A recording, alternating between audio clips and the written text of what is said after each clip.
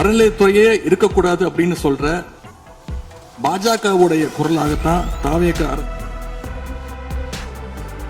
கோயில் நிதியை பயன்படுத்தி எதற்காக மல்டி லெவல் கார் பார்க்கிங் தேவைப்படுது? நாம யாருக்கும் பி டீமாக இருந்து வேலை செய்ய வேண்டிய அவசியம் இல்ல. கோயில்களின் நிதியை அறநிலையத்துறையின் அசையும் மற்றும் அசையா சொத்துக்களின் வருவாய் அதன் புனிதமான நோக்கத்திற்கு மட்டுமே பயன்படுத்தப்படும் அப்படின்னு ஆளுநர் உரையில இடம்பெற்றிருக்கு. இந்த கருத்தை பார்க்கும் பொழுது அறநிலையத்துறையே இருக்கக்கூடாது அப்படின்னு சொல்ற பாஜகவுடைய குரலாகத்தான் தாவேக அரசும் சொல்லுதா அப்படிங்கிற சந்தேகம் எங்களுக்கு வருது. பாஜகவும் வலதுசாரிகளும் சொல்றது இதுதான். அறநிலையத்துறை பள்ளி கல்லூரிகளை நடத்தக்கூடாது, அறநிலையத்துறை பள்ளி கல்லூரிகள் நடத்தக்கூடாது அப்படின்னு சொல்லிட்டு இருக்கிறாங்க. இதுக்காக வழக்கும் தொடர்ந்து இருக்கிறாங்க.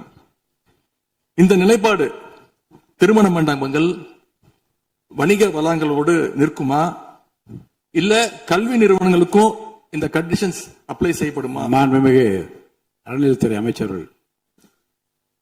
மாண்புமிகு பேரவைத் தலைவர் அவர்களே, மாண்புமிகு தமிழ்நாடு முதல்வர் அவர்களே, அறநிலையத்துறையை பொறுத்த வரைக்கும் கோவில்களின் வருமானம்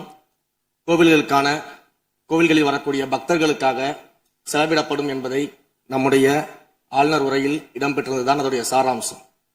இன்னொன்று, சமீபத்தில் வெளியிடப்பட்ட திருமண மண்டபங்கள் மற்றும் வணிக வளாகங்கள் அந்த பணிகள் துவங்கப்படாத பணிகள் நிறுத்தப்பட்டது என்பது இந்த பணிகளை பொறுத்த வரைக்கும் நாம் ஆராய்ந்த வரைக்கும் அந்த கோவில்களில் பொதுமக்களுக்கு தேவையான அடிப்படை வசதிகள், பொதுமக்களுக்கு தேவையான தங்குமிட வசதிகள், பொதுமக்கள் பக்தர்கள் வரப்போது அவர்களுக்கு தேவையான அடிப்படையிலான கழிப்பறை வசதிகள் போன்ற இந்த வசதிகளை மேம்படுத்துவதை காட்டிலும் இவர்கள் கமர்ஷியலாக கோவில்களுக்கு திருமண மண்டபங்கள் கட்டுவதிலும் வணிக வளாகங்கள் கட்டுவதிலும் அதன் மூலமாக வருவாய் ஈட்டுவதை மட்டுமே குறிக்கோளாக வைத்துக் கொண்டு இந்த திட்டங்களை துவங்கியதன் காரணமாக மேலும் அதன் மீது பல்வேறு நீதிமன்ற வழக்குகள் ஸ்டே ஆர்டர்ஸ் இருப்பதனால நாம் அதையெல்லாம் ரத்து செய்து அறிவிச்சிருந்தோம்.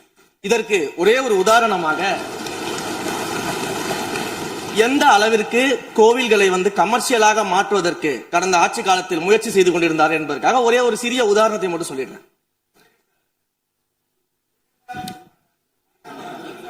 அருள்மிகு குன்னூரில் இருக்கக்கூடிய அருள்மிகு விநாயகர் திருக்கோயில், ஏறத்தாழ அந்த கோயில்கள் இருந்து கோயில் நிதியை பயன்படுத்தி 10 கோடி ரூபாய் மதிப்பில ஒரு மல்டி லெவல் கார் பார்க்கிங் வசதியை அந்த கோயிலுக்கு ஏற்படுத்துவதற்கான திட்டத்தை இந்த அரசு அனுமதித்திருக்கிறது. இதற்கு முன்னால் இருந்தக்கூடிய அமைச்சர் அவர்கள் அதை அறிவித்திருக்கிறாங்க. அந்த கோயில்ல ஒட்டுமொத்தமாக மாதத்திற்கு வரக்கூடிய பக்தர்களின் எண்ணிக்கையே 500 தான் ஆவரேஜா. அதே போல அந்த கோவில்களுக்கு அடிப்படையில கழிப்பறை வசதி கூட கிடையாது.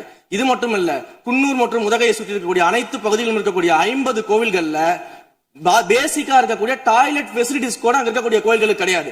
அப்படிப்பட்ட இடங்கள்ல கோயில் நிதியை பயன்படுத்தி எதற்காக மல்டி லெவல் கார் பார்க்கிங் தேவைப்படுது?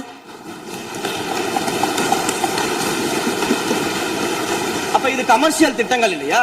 கோவில் நிதியை இப்படி கமர்ஷியலாக பயன்படுத்துவதற்கு எதிராக தான் நாம இந்த திட்டங்களை எல்லாமே தடுத்து இந்த திட்டங்கள் தேவையில்லை, அதற்கு பதிலாக நம்முடைய அரசாணையிலே வெளியிட்டிருக்கிறோம். மிக தெளிவாக கடைசி வரியை படித்து பார்த்தால் எல்லாருக்கும் தெரியும். இந்த கோவில் நிதியை பயன்படுத்தி கோவிலும் பக்தர்களும் பயன்படக்கூடிய வகையில மாற்று திட்டங்களை உருவாக்கும் வரியை நம்ம மென்ஷன் பண்ணியிருந்தோம். எந்த இடத்திலையுமே மக்கள் பயன்படக்கூடிய கல்வி நிலையங்களையோ இல்ல இது போன்ற மருத்துவ வசதிகளையோ நாம செய்து தர மாட்டோம்னு சொல்லல. இன்னும் சொல்ல போனா கடந்த 5 ஆண்டுகள்ல ஒன்றிய அரசின் நிதி உதவியோடு பழனியில பாத்தீங்கன்னா ஒரு சித்த மருத்துவமனை கட்டுவதற்கான நிதி உதவியை ஒன்றிய அரசு தருவதற்கு தயாராக இருந்தது. ஆனா கடந்த ஆட்சியில அந்த திட்டத்தை அப்படியே கடப்புல போட்டுட்டு கேட்டா ரெக்கரிங் செலவை எங்களால ஏத்துக்க முடியாது அப்படின்னு சொல்லி கடப்புல போட்டு வச்சிருந்த இந்த திட்டத்தை நாம இன்றைக்கு கையில் எடுத்து அதை துவங்குவதற்கான ஆய்வில் இறங்கியிருக்கிறோம். அப்ப எந்த இடத்திலையுமே மக்கள் பயன்பெறக்கூடிய திட்டங்களை நாம தடுக்கவும் இல்ல, நாம யாருக்கும் பி டீமாக இருந்து வேலை செய்ய வேண்டிய அவசியமும் இல்ல. கோயில்களின் நிதியை ஒரு காலமும் கமர்ஷியலாக பயன்படுத்த வேண்டிய அவசியமும் மாண்புமிகு தமிழ்நாடு முதலமைச்சர் தலைமையிலான தமிழக வெற்றி கழகத்தின் ஆட்சிக்கு தேவையும் இல்லை. மாண்புமிகு உறுப்பினர் சேகர் பாபு.